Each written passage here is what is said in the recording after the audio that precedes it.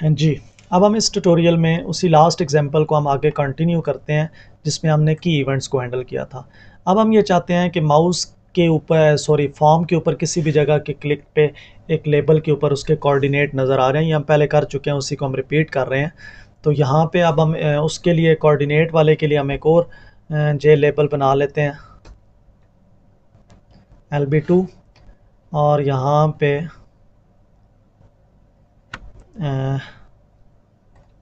یہ ہے جی LB2 equal to new J label, اور اس کو ہم خالی رہنے دیتے ہیں تاکہ اس پہ کوآرڈینیٹ ہم دکھا سکیں, اور اس کو بھی ہم فریم میں ایڈ کر دیتے ہیں. جی اور اب ہم نے ماؤس کے ایونٹس کو ہینڈل کرنا ہے, تو ہمیں یہاں پہ انٹرفیس امپلیمنٹ کرنا پڑے گا ماؤس لسنر. جی تو ماؤس لسنر کو امپلیمنٹ کرنے کے لیے ماؤس لسنر انٹرفیس میں موجود فنکشنز کی باڈیز بنانی پڑیں گی. تو وہ ہم یہاں پہ بنائیں گے پبلک وائڈ ماؤس کلکڈ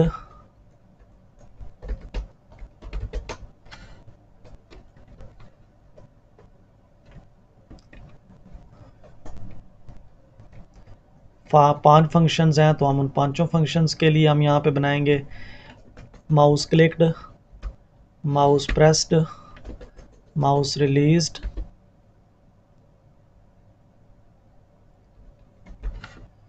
اور انٹرڈ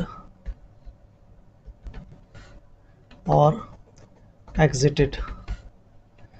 جی تو یہ ہمارے پاس اب ہم چاہتے ہیں کہ جو ماؤس کلکڈ ہے اس پہ اس کے کوآرڈینیٹ نظر آ رہے ہیں. تو یہاں پر ہم کہتے ہیں انٹ ایکس میں ہم گیٹ ایکس کی ویلیو گیٹ کر لیتے ہیں, اور یہاں پہ گیٹ وائی, اور اس کو ہم LB2 کے اوپر سیٹ کر دیتے ہیں.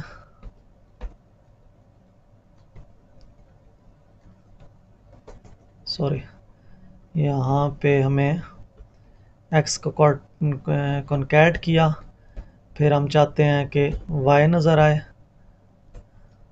اور یہاں پہ ہم وائی کی ویلیو, اور یہ ہم اس فنکشن کو کلوز کر دیتے ہیں. اب اس کو ہم نے رجسٹرڈ کرنا ہے, اور اس کو ہم فارم کے ساتھ رجسٹرڈ کرتے ہیں, فریم کے ساتھ. F1 dot add mouse listener. تو یہ ماؤس لسنر ہے. آؤٹ پٹ ہم اس کی دیکھتے ہیں کہ اس پہ اب کیا ہو رہا ہے.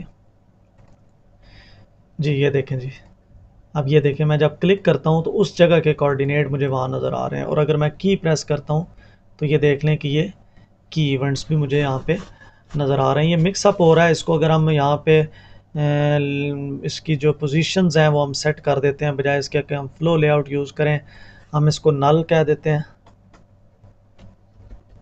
اور یہاں پہ ہم یہ جتنے بھی ہم نے کمپوننٹس بنائے ہیں ان کے کوآرڈینیٹ ہم خود سے سیٹ کر دیتے ہیں کہ LB1 ڈاٹ سیٹ باؤنڈس, اور یہاں پر ہم نے 4 ویلیوز دینی ہوتی ہیں. میں کہہ دیتا ہوں 100x کی ویلیو ہے, y کی ویلیو 200 ہے, اور width اس کی میں 100, اور ہائٹ اس کی میں 50 کہہ دیتا ہوں. اسی طرح LB2 جو ہے اس کے لیے, اور پھر ٹیکسٹ فیلڈ کے لیے LB2 جو ہے اس کو ہم y کی جو ویلیو ہے وہ میں 400 یا 300 کہہ دیتا ہوں, اور اس میں y کی ویلیو 400 کہہ دیتا ہوں. جی تو اب اس کی ذرا آؤٹ پٹ دیکھیں.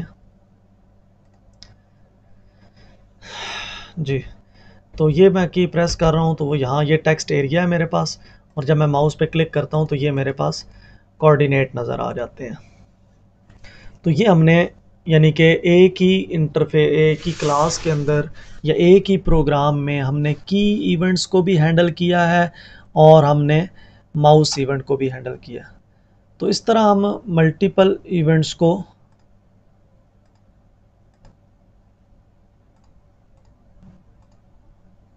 ہم ہینڈل کر سکتے ہیں.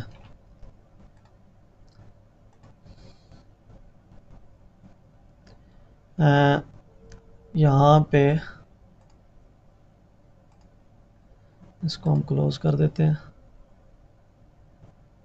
یہ ہمارے پاس تھا تو یہ آؤٹ پٹ ہے جی.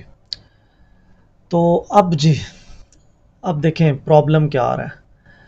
پرابلم یہ آ رہا ہے کہ میں یہ چاہتا ہوں کہ جب ماؤس کلک ہو تو یہ ایکشن پرفارم، جبکہ مجھے پریس بھی، ریلیز بھی، انٹر بھی اور ایگزٹڈ، یہ تینوں کے تینوں فنکشنز مجھے ان کی باڈیز مجھے ڈیفائن کرنا پڑی ہیں. آپ نے کبھی اڈاپٹر دیکھا ہے؟ یہاں سے اگر میں آپ کو اڈاپٹر دکھانے کی کوشش کروں تو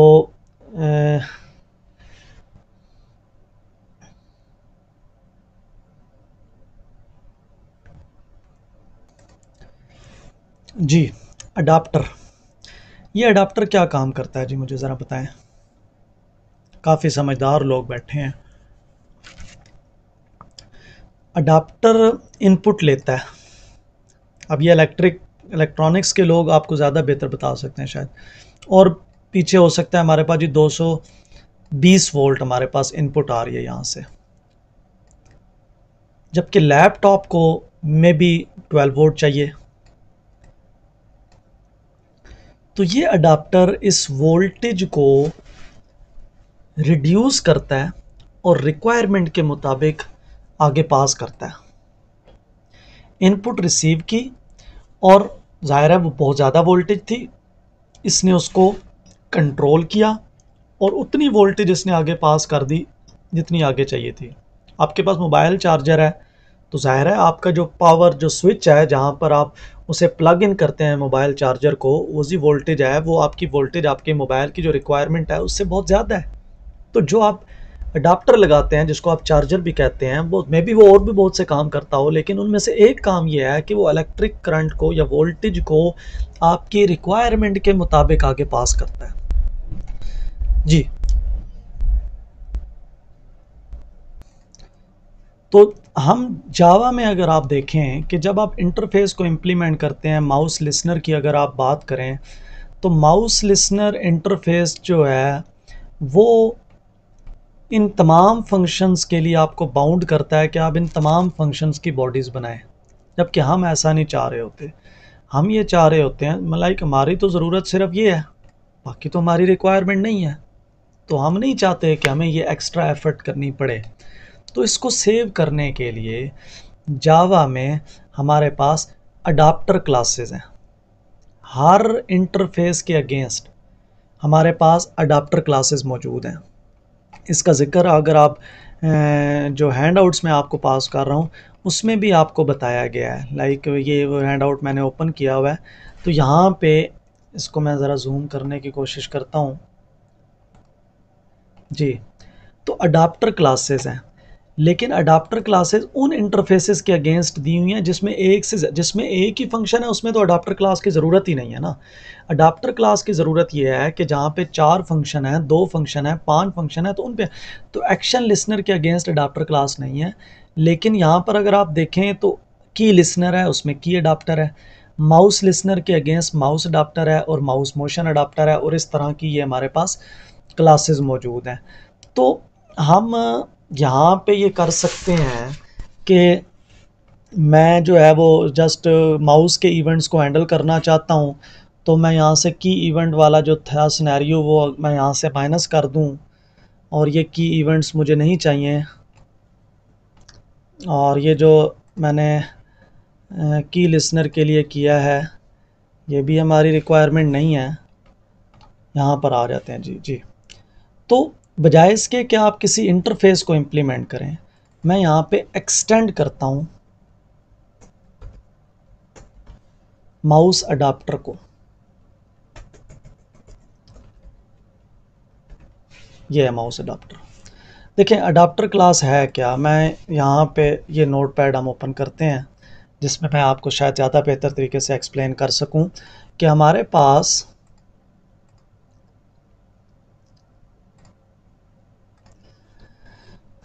میرے پاس انٹرفیس تھا جس کو ہم نے امپلیمنٹ کیا. میں اگر اس انٹرفیس کا کوڈ آپ کو دکھانا چاہوں تو وہ ہے انٹرفیس ماؤس لسنر. اور ماؤس لسنر انٹرفیس کے اندر آپ کے پاس پبلک وائڈ ماؤس کلکڈ یہ ہے جی پروٹوٹائپنگز ہے. دوسرا فنکشن ہے, تیسرا ہے, چوتھا ہے اور پانچواں ہے. کلکڈ کے بجائے پھر پریسڈ ہے, پھر ریلیزڈ ہے, پھر ٹائپڈ ہے, سوری انٹرڈ ہے اور ایگزٹڈ ہے. یہ وہ انٹرفیس ہے جس کو آپ نے جاوا میں امپلیمنٹ کیا ہوا. یہ جو ہے, یہ جو آپ نے یہاں پر اس سے پہلے ہم نے لکھا ہوا تھا نا کہ امپلیمنٹس ماؤس لسنر, تو ماؤس لسنر یہ ہے جی. ماؤس لسنر جو بنا بنایا انٹرفیس موجود ہے, ہم جسٹ اسے امپلیمنٹ کر رہے ہوتے ہیں. اب جب ہماری کلاس کوئی ہوتی ہے اور وہ اس انٹرفیس کو امپلیمنٹ کرتی ہے ماؤس لسنر کو, تو ظاہر ہے انٹرفیس کو امپلیمنٹ کرنے کا مطلب یہ ہے کہ اس میں موجود سارے فنکشنز کی باڈی بنائے. اب جاوا میں کیا کیا گیا ہے کہ ہمیں کلاس ایک دے دی گئی ہے, پبلک کلاس ماؤس اڈاپٹر, اور اس کلاس میں انہوں نے ان تمام فنکشنز کی باڈیز بنا دی ہیں, ایمٹی باڈیز بنا دی ہیں. یہ جی ایسا کر دیا انہوں نے. اور یہاں پہ اس کو انہوں نے کہہ دیا ہے کہ یہ امپلیمنٹس ماؤس